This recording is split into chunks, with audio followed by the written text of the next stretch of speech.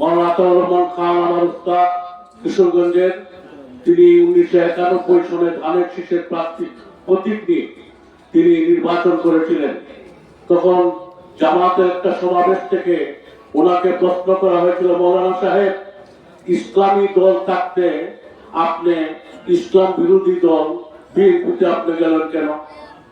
মাওলানা আতাউর রহমান খান রহমতুল্লাহ বলেছে, এবং তারা বলছিল যে আপনি তো জানেন মাসলা আমরা থেকে বেশি, পানি থাকলে তো তায়াম্মুম চলে না, পানি যেহেতু আছে তায়াম্মুম চলে না, তো পানি থাকতে আমরা তায়াম্মুম করে নিলেন, ইসলামী দল থাকতে আমরা বিএনপি গেলেন কেন?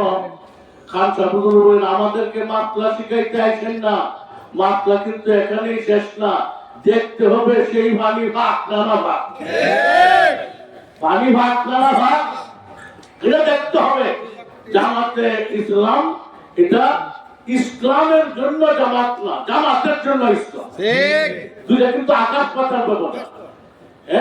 এরা ইসলামের জন্য জামাত করে না, তাদের দলকে শক্তিশালী করার জন্য ইসলামকে ব্যবহার করে। কাজেই জনাব মামুনুল হক সাহেব এই দলের মধ্যে আছে। মামুন সাহেব, আপনি যদি রিক্সাটা আপনি চালাইতেন তো সমস্যা ছিল না, কিন্তু নাপাক দলের নেতাই ভালো না গেছে, আপনার রিক্সা নাপাক হয়ে গেছে, আপনার রিক্সা অপবিত্র হয়ে গেছে।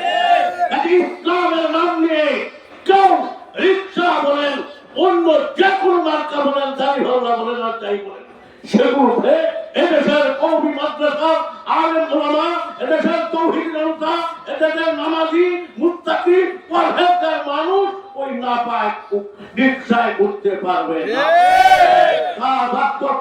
দেখুন, আজকে কুড়ি অঞ্চলের এমন কোন আলেম নাই যারা আজকের এই মঞ্চে উপস্থিত হয় না, এদেরকে ছাড়া আর কোন আলেম আছে? কোন আজকে আমাদের এই কিছু ছাত্র ছাত্ররা কইতেছে যে ইসলামের পক্ষে ভোটটা দেওয়াচ্ছে, কোন আমরা সবাই ইসলামের পক্ষে না, কেউ করতেন এইভাবে কুড়ি অঞ্চলের জাগ্রত মানুষকে ধোঁকা দেওয়া যাবে না। আতাউল্লাহ আমিন সাহেব শুনলাম কালকে নাকি খুব গরম গরম বক্তব্য দিয়েছে,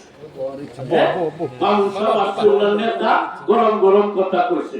আপনি তো আলম সাহেবের ফ্যামিলির সদস্য, আপনি নিজে বলেছেন আমি হাজি সিদ্দিকের গাড়িতে কতবার উঠছি, আলম সাহেবের গাড়িতে কতবার উঠছি, আলম সাহেবের বাড়িতে কত রাত ঘুমাইছি, আলম সাহেবের বাড়িতে কত কিছু খাইছি, আমি এই রুল ঠিক করতে পারবো না।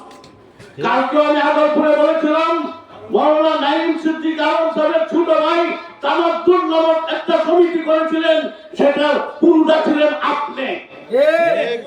জনাব সিদ্দিক বাসা একাধিকবার বলেছেন আমার নাঈমের কাছে যারা টাকা জমা দিছিল কোটি কোটি টাকা আমি দিচ্ছি, আর কত দিব বাবা আতাউল্লাহ হিসাবটা দাও।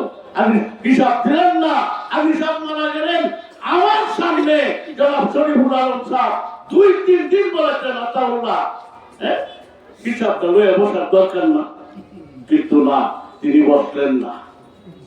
এরা বুঝেন কত হুত পবিত্র মানুষটা ইসলামের পক্ষে আইছে, যার নিজের হকের এই খবর নাই সে আমাদের হককে আদায় করবে, ইসলামের হক আদায় করবে। সাড়ে 3 হাত বডির মধ্যে আমার ইসলাম কায়েম করতে হবে। আমার নিজের মধ্যে যদি প্রবঞ্চনা থাকে, আমি যদি ধোঁকাবাজ হই, তা আমি আমার নেতৃত্ব দেবো কেমনে? কাজেই এই সমস্ত ধোঁকাবাজ এরা তো ছিল না। আমাদের যে ছাত্ররা দৌড়াদৌড়ি করতেছে, এই আতাউল্লাহ আমিনের ইতিহাস তারা জানে না।